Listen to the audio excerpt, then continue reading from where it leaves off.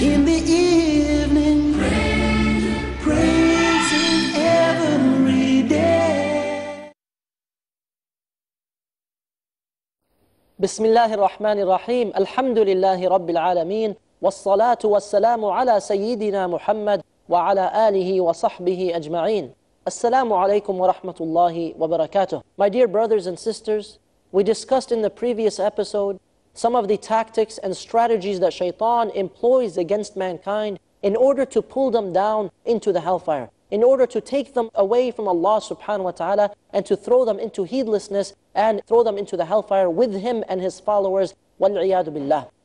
And so we seek refuge in Allah from these tactics, and we want to mention, as we begin discussing the temporary inhabitants of the hellfire, we want to mention some of the ways we can be protected against the traps of Shaitan. Some of the things that we can do as believers to be protected from Shaitan. Because we know that Shaitan will cause us to despair from the mercy of Allah. He will try as much as possible to make you despair from the mercy of Allah.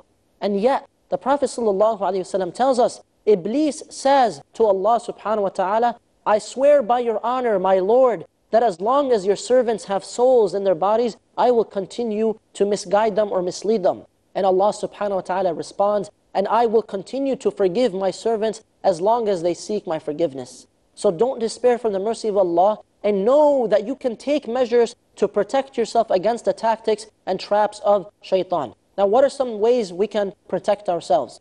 Number one is to increase your iman and your trust and your faith and your love and your hope in Allah subhanahu wa ta'ala. And to do a lot of good deeds with faith and with taqwa, to have a lot of God consciousness and to fear Allah subhanahu wa ta'ala when you're alone, and to be sincere with Allah subhanahu wa ta'ala wherever you are. So, ittaqillah haythuma kunt. This is what the Prophet sallallahu alaihi wasallam advised us. Fear Allah wherever you are, whether you're in public or private, whether you're with Muslims or non-Muslims, whether you're with the elder or the youth, whether you're with your friends or with family or strangers.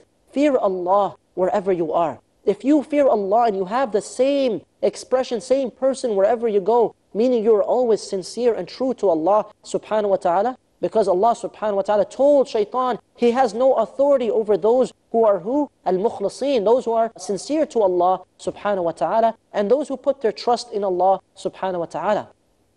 Number two, to protect ourselves is to always seek refuge in Allah from the Shaitan. And don't ever slack off with this. Always say, A'udhu billahi minash shaitanir rajim. And there are many variations that you can say. Make sure you do this often. The third is to recite the last two surah from the Quran. Surah Al-Falaq and Surah Al-Nas. قُلْ أَعُوذُ بِرَبِّ الْفَلَقِ قُلْ أَعُوذُ بِرَبِّ النَّاسِ. These are a shield for you from Shaitan and from the strategies and tactics of Shaitan. The fourth way to protect ourselves is to recite Ayatul Kursi. Allahu la ilaha illa huwa al-hayyul qayyum. Verse 255 of Surah Al-Baqarah. This is one of the most powerful ways to protect yourself through the will of Allah subhanahu wa ta'ala from Shaitan. And when you recite it, make sure you understand what you're reciting. Try to learn what you are reciting, and try to have khushu', concentration and focus while you're reciting, and sincerity. And know that Ayatul Kursi is a shield for you.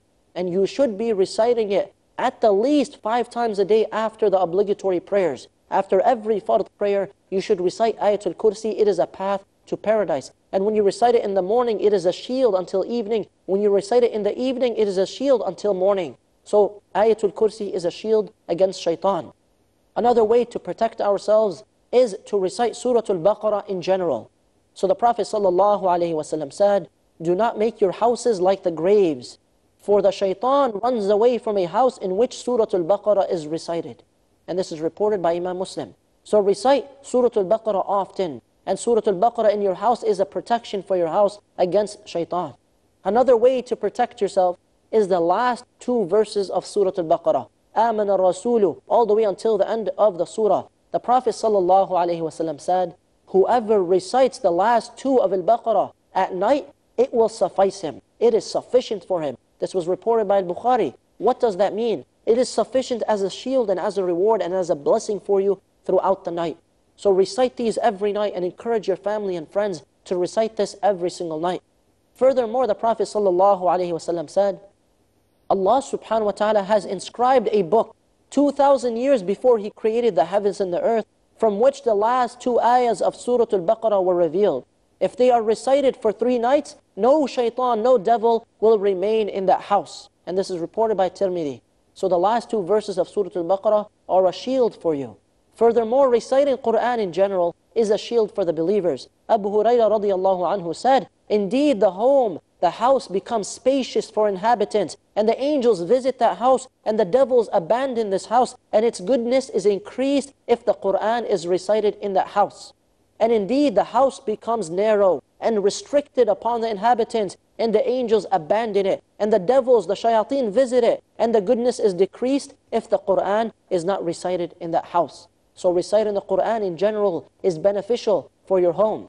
Furthermore, there are many non-time specific du'as, meaning you can make these du'a at any time in the day or night. What does that mean? For example, the du'a for protection, Bismillahi alladhi la yadurru ma ismihi shay' fil ardi wala fis sama' wa huwa as-sami'ul alim. There are many authentic du'a and supplications you can make for protection. You should learn these as a believer. And there are many authentic ones. So you want to make sure that you understand them. Make sure you're learning the correct ones, the authentic ones, and not fabricated or strange ones. Make sure you're reading from some authentic source. One example of this is the famous book, Hisnul Muslim, Fortress of the Muslim. You can find this all around the world in every language these days. You can find it in full on the internet as well.